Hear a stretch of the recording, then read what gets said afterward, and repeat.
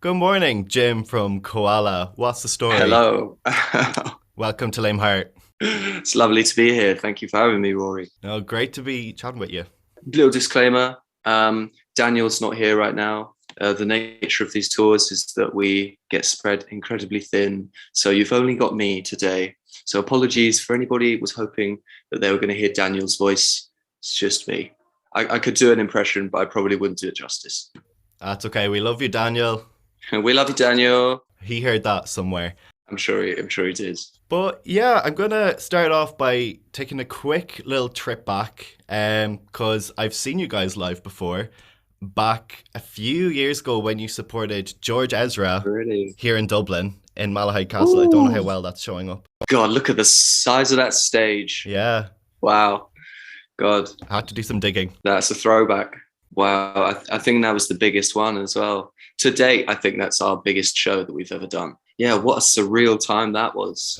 Lovely George. He just picked us off a list of 50 artists and was like, I like this. I'm going to bring them along, and gave us an experience that we're never going to forget. This is the first time that we played to 25,000 people. Wow, that's so cool.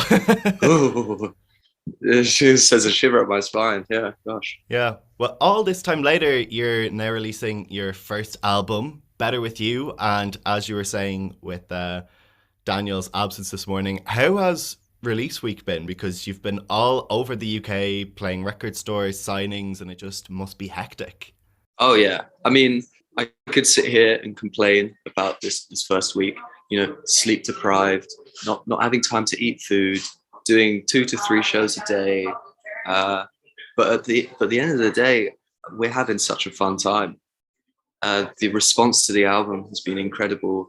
Meeting fans after these little shows and doing the kind of almost like market research, finding out what's striking the chord with people, what their favorite songs are. Everybody has such nice words to say about it, and the shows have been incredible. So I could say that it's super stressful this week because we're swept off our feet from 6 a.m. until 11 o'clock at night, but we're having a great time.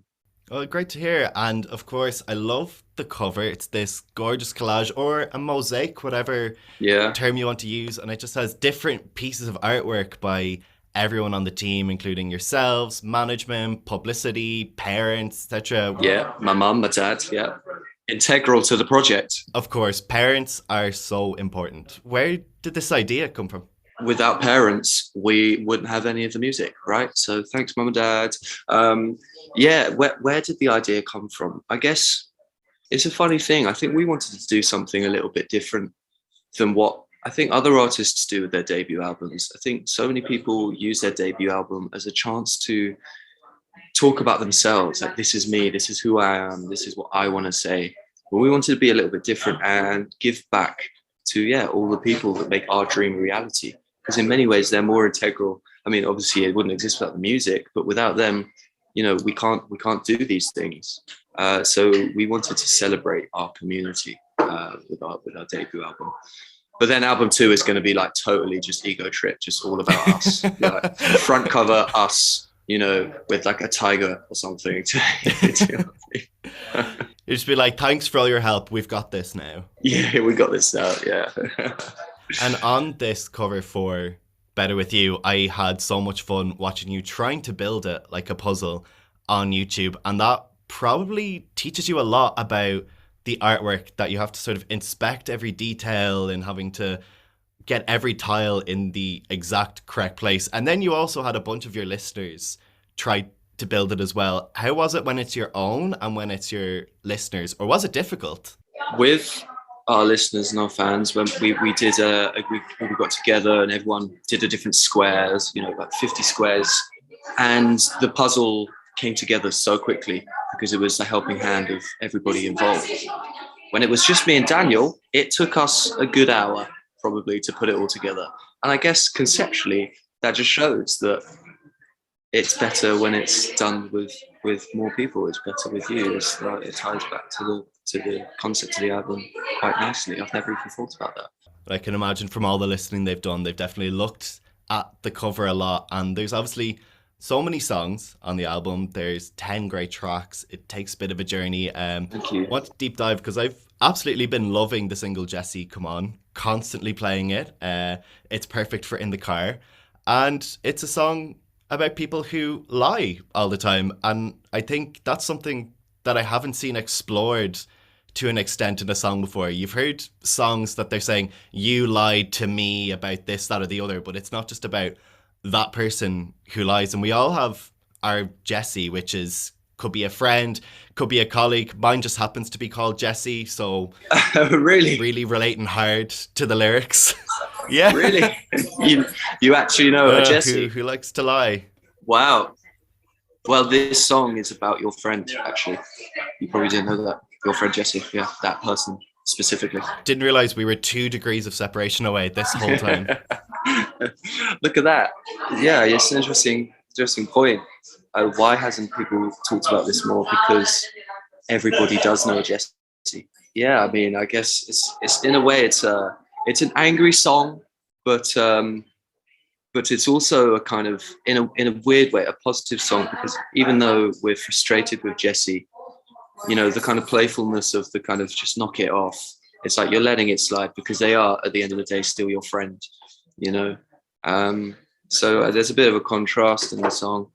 Yeah. The name Jesse, actually, we wanted a kind of like a non-gender specific name, and we were writing it, and a fellow who's helping us, our friend Joe Rubel, he was like, "Oh well, what about Jesse? I've got a 4-year-old nephew called Jesse, and he just so happens to be a massive liar." So we're like, "Oh, that's perfect." So that's actually where the name came from, because it would have been a bit awkward if we did name the person that we know who are liars in the song.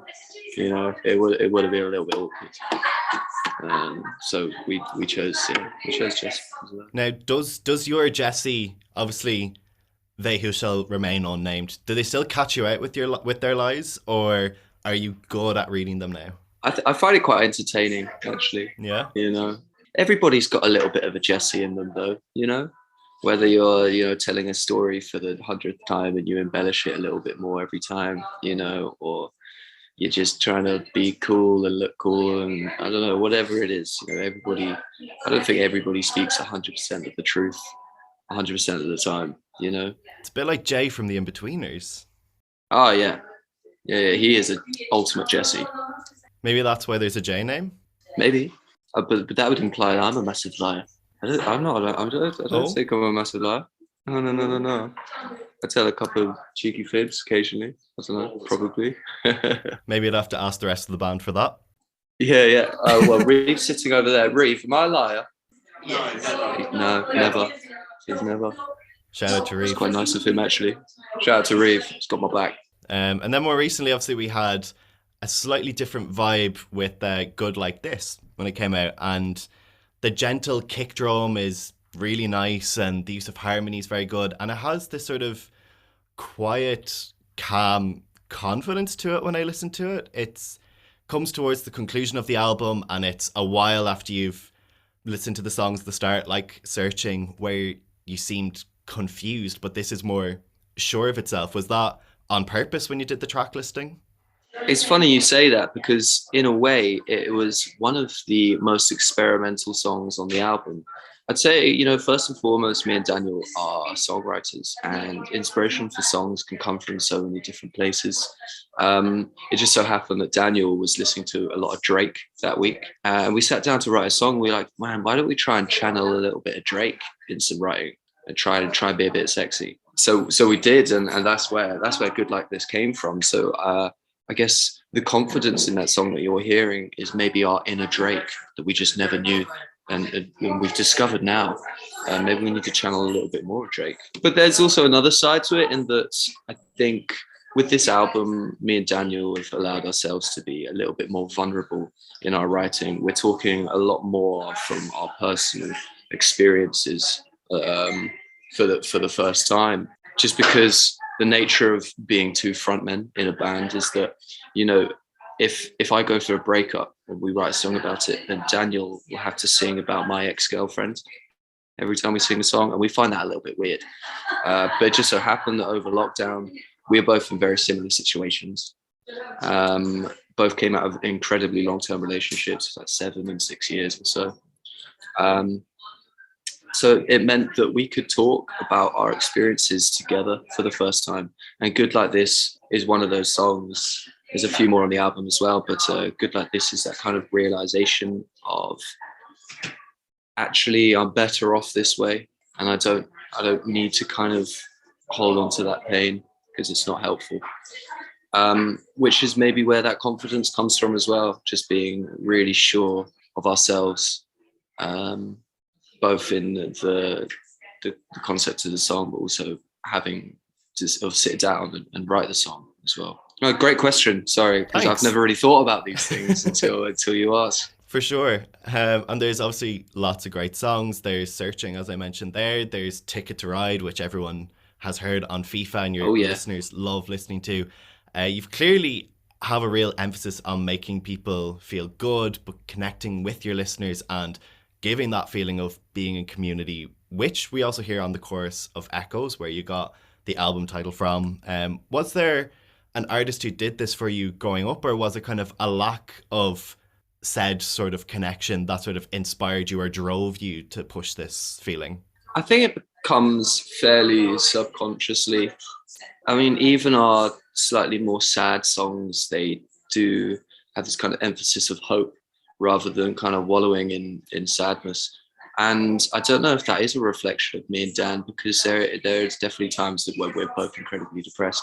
But maybe it's like, we look on the positive side of things, and I guess you could say our songs are almost self-help for ourselves. I mean, they say when you're an artist and you're going through tough times, you write a song because it's like a form of therapy to get it out of your system.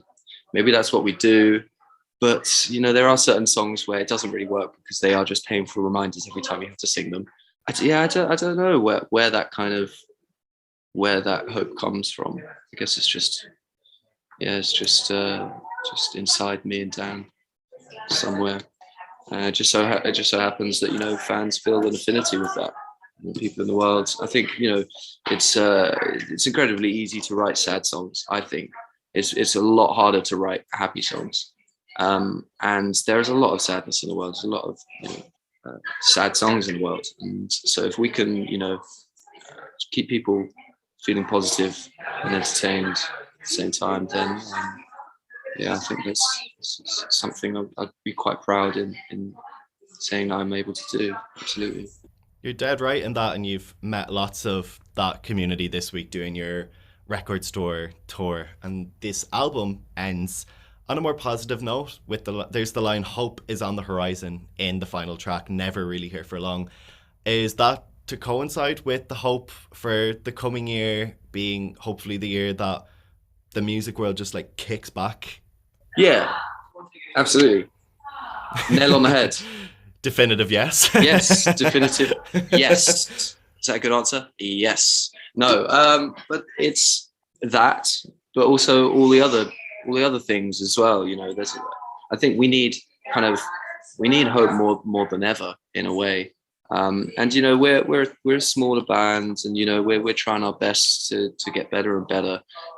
Obviously we do this for ourselves because we love making music, but it would be nice to be absolutely mega famous as well. I wouldn't say no. So I think hope is important. We work incredibly hard, and we do hope every day that our music is connecting with people, and we do hope that gigs will come back and reality will return, and we can do what we love, which is playing live music. The summer coming is the first summer where I think it's going to be a relaxed festival atmosphere, and I really hope it will be, because we're looking forward to going to festivals. We love it. If the sun's shining, we're playing our music, people are having a good time. That's our dream. And I hope that, look, I think hope is, we're saying hope. I'm saying hope quite a lot right now. It's important. Hope. It's important. It's important to us. I think it's important to everybody right now. I think we probably use the word hope more than any other words in our music. It's a recurring theme and words in our songs. It's a bit like how they said, wouldn't the Beatles, they said, someone counted up that they had said like either baby or love so many hundreds of times across their discography. maybe hope could be your word. I think that's nice though. That's nice. I like that. Yeah. Yeah, it could be. And with the hope for the future, you've obviously got another tour starting very soon. You're coming towards the end of the record store tour, but you've got the big headline tour in 3D with 4D sound and Yeah. everything imaginable. And obviously, speaking here from Dublin, obviously you've had multiple shows here. George Ezra, as I mentioned. Remember, shortly after that, you booked the Academy 2, selling out so fast you upgraded the venue. And then Main Room, just in the winter of last year, you're doing another big tour across Europe, including Shepherd's Bush Empire. It feels strange saying that out loud because it is just one of those sort of venues in London. It's strange hearing it. Yeah, it really is. Who do we think we are? Honestly. That almost sounds like a very good, like, funny video backdrop to put up, because I think the 1975 did that when they performed The Sound. They'd put up all the bad reviews that they got from press up on the screen behind them as like a joke. What's the tour going to be like now that the album is out? Because you've had singles, you've had EPs, but now you have a big body of work, and I suppose albums are like a benchmark in the music world.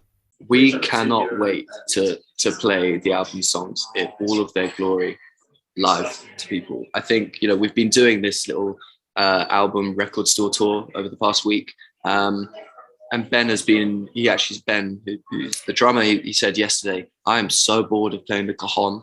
And he is a world-class cajon player. Like, he's incredible. But he shines even more on a full drum kit. And, you know, when we're, you know, the first song on the album, Hold Back the Years, with the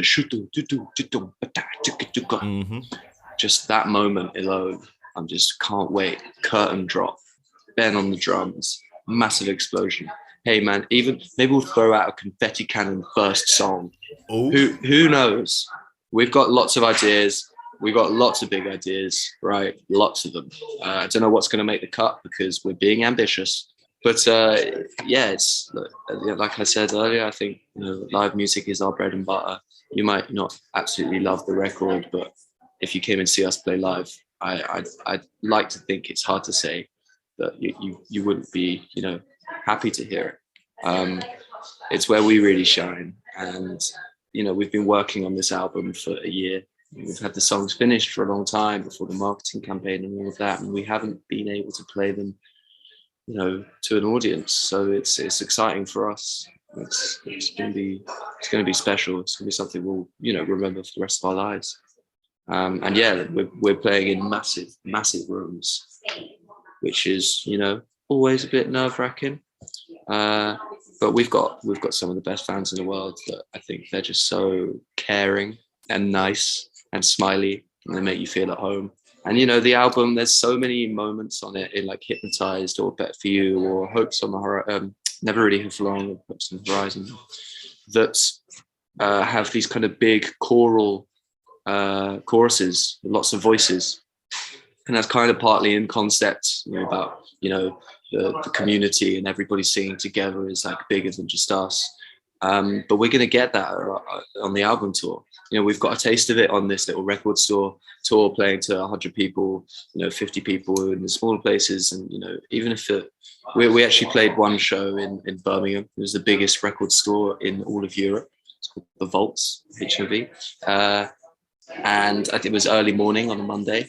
About 7 people turned up, which was funny, but we still had everybody singing along, and it just elevates those songs so much more. So I'm really, really looking forward to that, getting everybody singing along.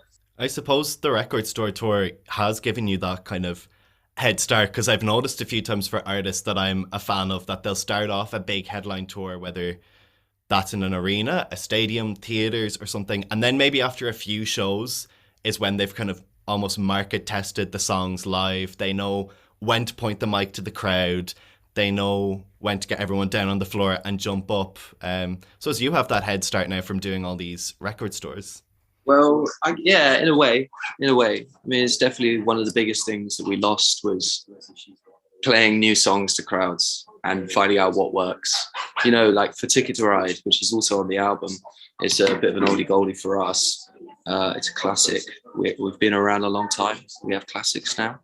But we released it mid-lockdown, and we didn't know if people were really enjoying it, that much. And then when we went into the summer and we played it for the first time at festivals, and it was everybody's favorite. We were like, wow, it's really connecting with people. We need to like reimagine this, make it bigger, put it in the right place in the set, all these things. Because we lost that kind of essentially it's a band's most useful marketing research. Well, I'm sure it'll be great. The album Better With You is out now. Best luck with the tour. Best luck with the album. Thanks very much, Jim from KAWALA. And thanks so much, Rory. It's been a pleasure. Cheers, mate.